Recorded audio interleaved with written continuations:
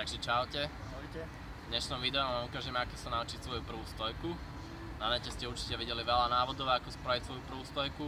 Nebudeme to robiť obšírne, keďže každý vie, že určite by som sa do stojky nepúšťal, keby nemám zvládnuté základné elementy. Teda určite samozrejme vrch tela.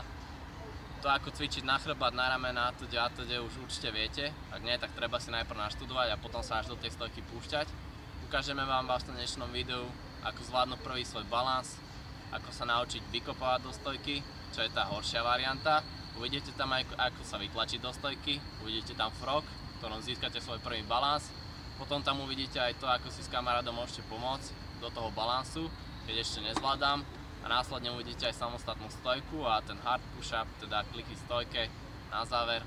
Ak sa vám video bude páčiť, kľudne nalaďte odber na náš YouTube channel, dajte like, zdieľajte alebo komentujte, je nám to jedno. Ak sa vám to nepáči, tak choďte do a čaute všetci. Ahoj.